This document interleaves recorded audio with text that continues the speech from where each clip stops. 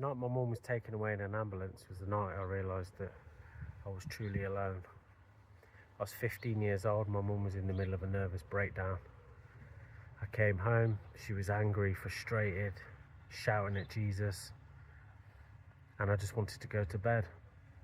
It was midnight, so I went upstairs and just thought, just close your eyes and it'll be morning and it'll be over.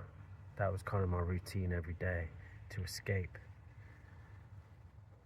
Next minute I'm in bed and I just hear crashing.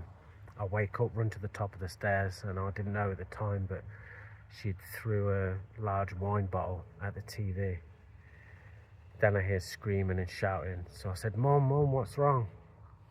And she just said, fuck off. You're no good to me, you don't help me, just go back to bed. So I ran downstairs as fast as I could, absolutely terrified. And I remember looking at her, and she was so angry. She just looked at me with such disdain. And she said, I'm going to phone an ambulance. I'm leaving, I can't do this anymore. So she put on her coat and went out the door. And I ran upstairs, put on some tracky bottoms and started chasing her down the street. I was begging with her, Mum, please don't go, please don't do this. And she went over to the phone box across the street and she rang it. Then when she came back over, I was still talking to her and she was just ignoring me, just a stone face. We went in the house and we waited. It was so awkward.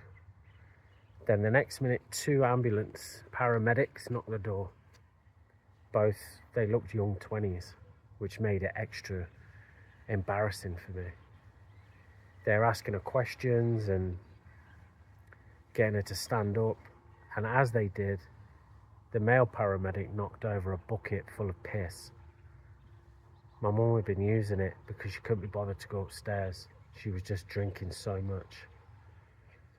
I remember seeing it just flood all over the carpet. The humiliation and the embarrassment, the shame was so palpable. I just couldn't escape.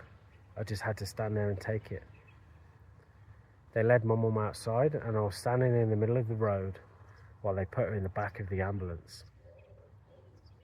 She sat there and after a short amount of time, she put her arms out and she said to me, Danny, I'm sorry. Then they closed the doors. They drove away. They didn't tell me to seek any help. They didn't say they'd send anybody around. I was just 15 and alone. I remember closing the living room door behind me and just standing there and deliberately, purposefully pushing it all down into the deepest, darkest place that I could. I just buried it.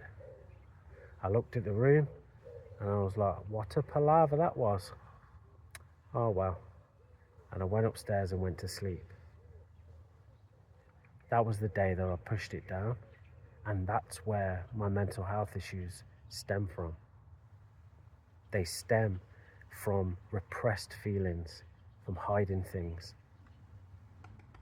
And that's what I'm about now, revealing that stuff, letting it out, letting the feelings come to the surface. And that's where healing is.